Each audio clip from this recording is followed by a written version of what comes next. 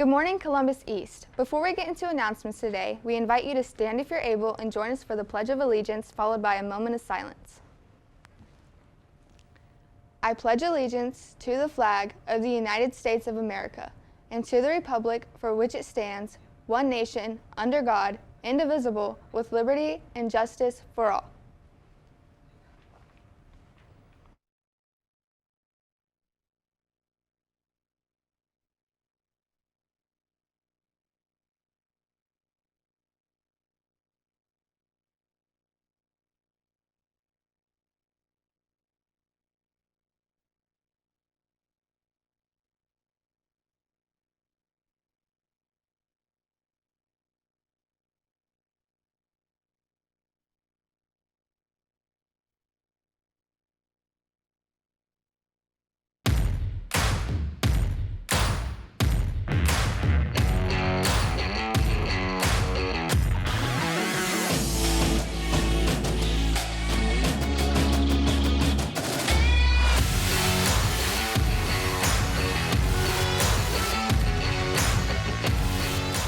Welcome back to Columbus East Media Studios. I'm your host, Dancy Cain. Thanks for joining us this morning.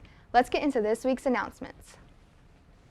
Attention, student drivers. Please be sure to park in correct lots as you arrive to school. Student drivers are allowed to park in the north and south student lots. However, any students parking outside of these areas will be asked to move their vehicles. Always make sure you are parking in a permitted area.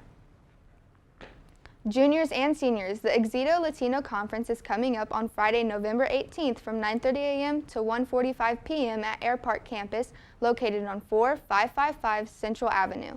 This conference is for Latino juniors and seniors whose goal is to better understand college and career exploration.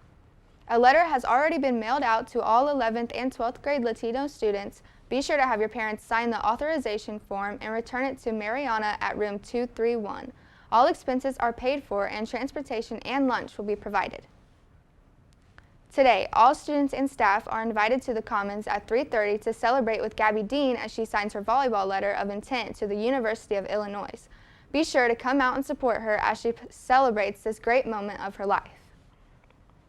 If you haven't signed up for Student Square, be sure to sign up as soon as possible. This platform is designed for emergency situations where school won't take place. However, connections between you and your teachers are still effective for your benefit. School cancellations and delays are also communicated through Student Square, so be sure to stay in the know and sign up today. For anyone interested in boys track in a few months, there is a call-out meeting for any male athlete who is not in a winter sport this Friday at 3:30 in the Commons.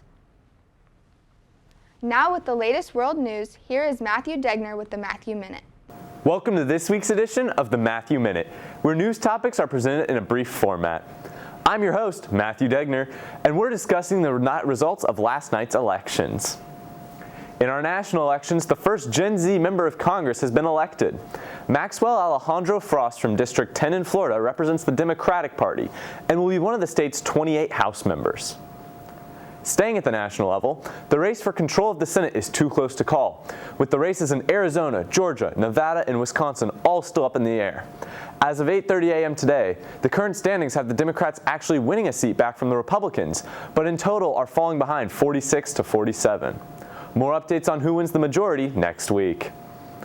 In our state elections, Todd Young beat out Democrat Thomas McDermott to win his second term. Greg Pence beat out Democrat opponent Cynthia Rith with a 76% majority and will be headed back to Washington. In our local elections, a shockingly low turnout. Only 42% of registered voters went out to cast their ballot.